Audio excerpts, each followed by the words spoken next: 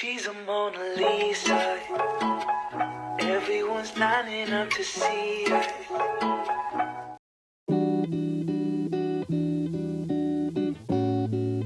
Hai semuanya, balik lagi bareng Sandy dan Andre yang lagi entah ngapain. Hari ini aku pengen banget kalian temenin aku karena seharian ini aku bakal masak sop buntut. Terus kita mau ke Kai Wei dan Huang Seng, itu adalah Asian supermarket. Ketemu teman-teman kita juga yang lain, ada 2 orang. Karena besok kita mau ngadain Thanksgiving bareng bersama dengan kira-kira ada 6 orang. So, temenin aku ya.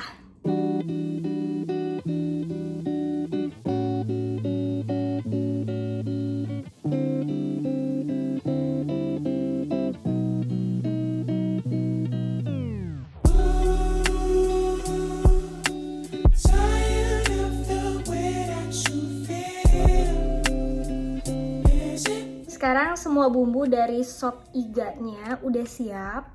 Nanti terakhir iganya itu mau aku goreng lagi, jadi kayak ala-ala bakar gitu. Ada jahe, ada bawang bombay, cuma ini kayaknya kebanyakan, nanti aku pakai cuma setengahnya. Bawang putih, cengkeh, terus kapulaga, pala juga, kayu manis. Semua bahannya ini juga dilengkapin sama bawang merah goreng, gula dikit, lada, garam, terus kaldu sapi, terus nanti terakhir biar asam segar tambahin lemon. Aku akan masak di My Lovely Instapot, jadi ini membantu hidupku banget karena aku juga masak bubur di sini, terus bikin apapun, ada pressure cookernya soalnya, terus bisa slow cook juga, bisa numis. Udah gitu nih yang aku pakai nanti kalau buat bikin sop iga sapi pakai yang meatnya. Terus masak nasi, bikin sop, semuanya sangat lengkap. Instapot ini aku beli second di Facebook group yang ada marketplace itu. Jadi ada seseorang yang menjual dengan harga $50. Menurut aku good deal banget karena aslinya itu mahal untuk beli ini. Terus aku pikir kalau second masih bagus, kenapa enggak? Jadi kita beli seharga $50. Yuk kita mulai aja. Kita mulai masukin semua dengan menumisnya terlebih dahulu.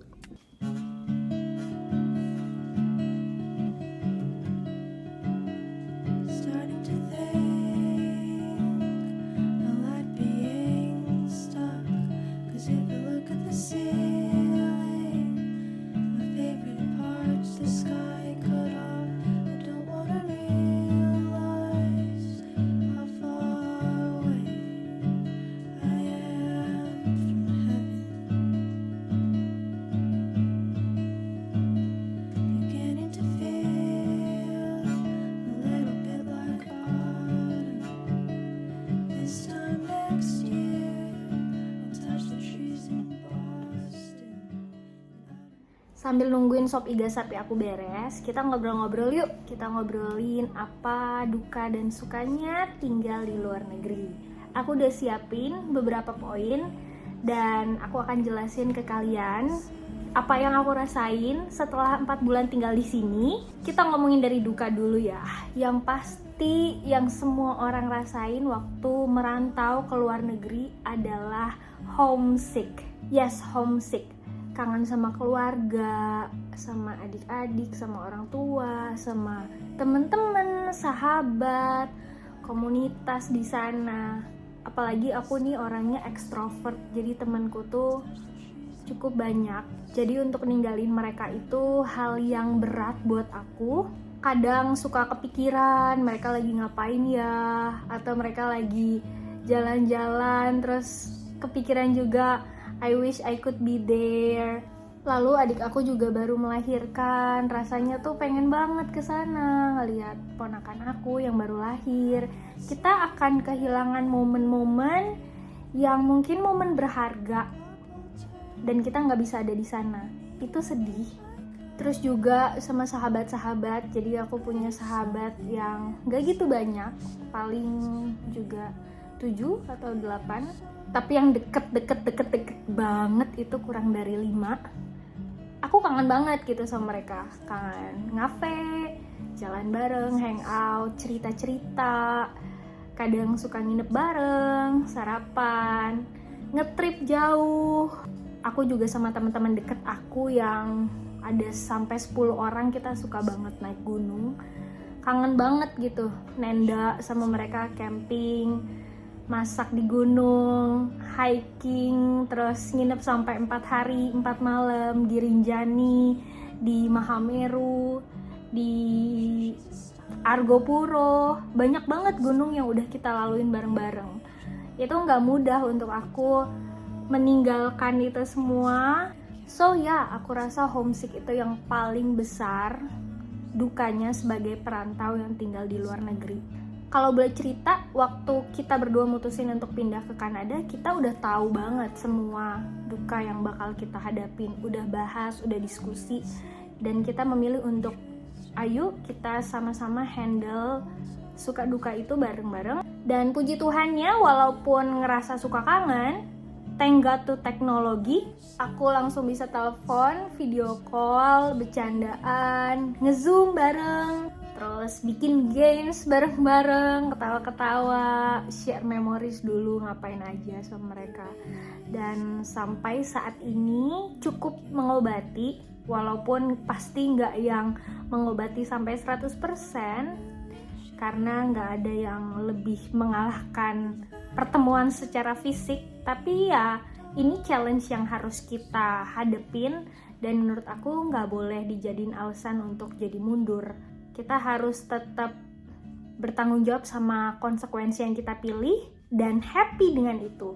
Aku bisa bilang aku dan Andre happy dengan itu, happy dengan pilihan dan konsekuensi yang akan kita temuin di depan. Duka yang kedua adalah mahal. Ya pasti kalau di luar negeri itu lebih mahal dari Indonesia, walaupun tergantung luar negerinya yang mana. Tapi Kanada aku bisa bilang mahal. Salah seorang teman ngomong sama aku, jangan pernah convert mata uang Kanada dengan mata uang Indonesia. Jangan pernah, karena nggak akan pernah sebanding. Kalau kita terus nge-convert apapun, misalnya di sini tuh ada sereh itu tuh harganya sekitar $4, $5, berarti sekitar 50.000 lah, 60.000, dapat sekitar 4-5 batang, dimana aku tahu di Indonesia kurang dari 10.000 mungkin udah dapat banyak banget gitu. Setiap negara punya plus minusnya, setiap negara punya tingkat kemajuan yang berbeda-beda, tapi aku tahu Indonesia sedang sangat berkembang, dan bersyukur banget kalian yang ada di sana, dan juga aku juga bersyukur ada di sini. Kita semua berprogres, itu yang paling penting sih. Jadi untuk mengatasi mahalnya, justru membuat aku jadi lebih bersyukur dan menghargai apa yang aku punya. Kayak contoh dulu sih waktu di Indonesia, aduh parah banget. Kadang tuh beli bahan makanan, taruh di kulkas, terus karena lupa masak atau terlalu sibuk, jadinya nggak kepake, akhirnya ya kebuang jadi busuk gitu di dalam kulkas. Parah, jangan dicontoh guys. Tapi di sini tuh sampai 1 butir bawang merah, bawang putih itu berharga banget gitu, dipakai banget. Kadang tuh ada bahan makanan yang belum diolah, terus aku mikir ini bisa diapain ya, taunya ada aja ide gitu. Duka yang ketiga adalah cuaca. Kanada adalah negara dengan 4 musim, musim semi, musim panas, musim gugur, dan juga musim dingin atau bersalju. Waktu kami berdua baru landing ke sini tanggal 8 Mei, itu aku yang setiap mandi tuh menggigilnya tuh yang gitu. Setiap tidur pasti pakai heat tech yang dari Uniqlo itu loh, yang kayak manset. Setiap pagi kedinginan nyalain heater karena nggak tahan banget sama dinginnya di sini. Well, 4 bulan kayaknya penyesuaian itu cukup baik walaupun slow buatku untuk adjust dengan cuaca. Tapi harus fun, harus dinikmatin. Karena ini pilihan kita, jadi kita harus menghidupi apa yang udah kita pilih. Sekarang misalnya kalau kedinginan pagi, ya tinggal bikin teh, nyalain heater, pakai coat atau sweater, dan udah cukup banget kok. Terus kalau mau jalan kaki, emang di luar cukup dingin, tapi kamu pakai sweater, terus bergerak jalan kaki, itu udah cukup membuat badan kita panas dan adjust dengan cuaca di sekitarnya. Duka yang keempat yang juga sangat berpengaruh sama aku yaitu makanan.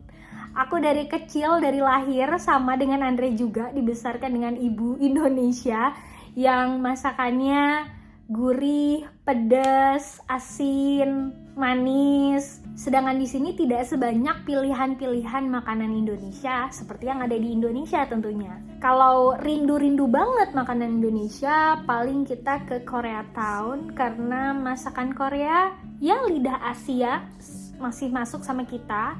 Juga ke restoran Jepang, ramen itu juga pastinya masuk ke lidah kita. Tapi duka itu surprisingly membuat aku jadi gaining skill masak. Yeay!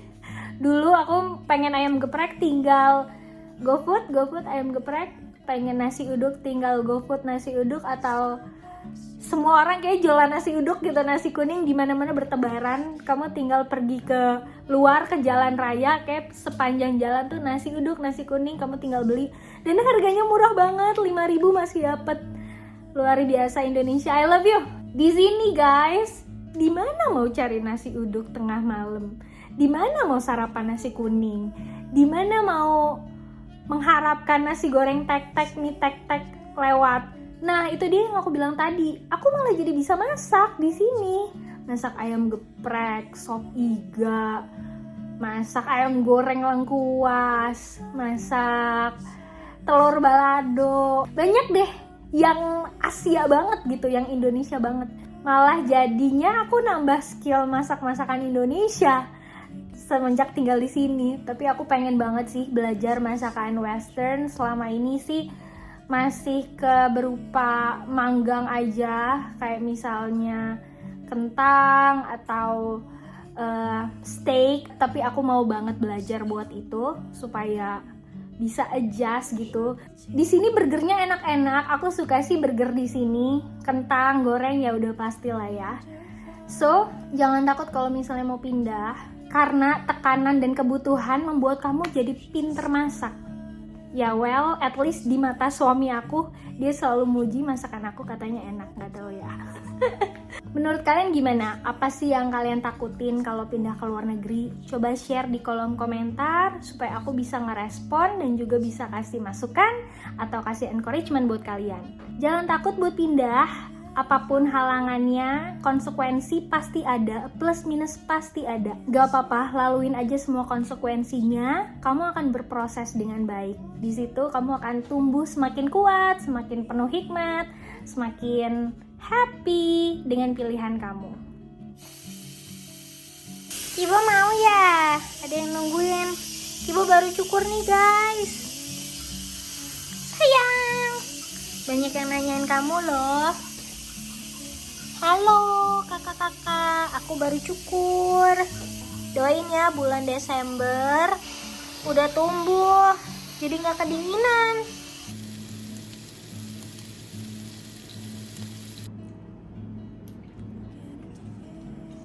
Gimana?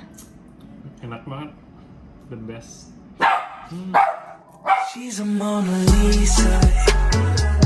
Everyone's lining up to see her.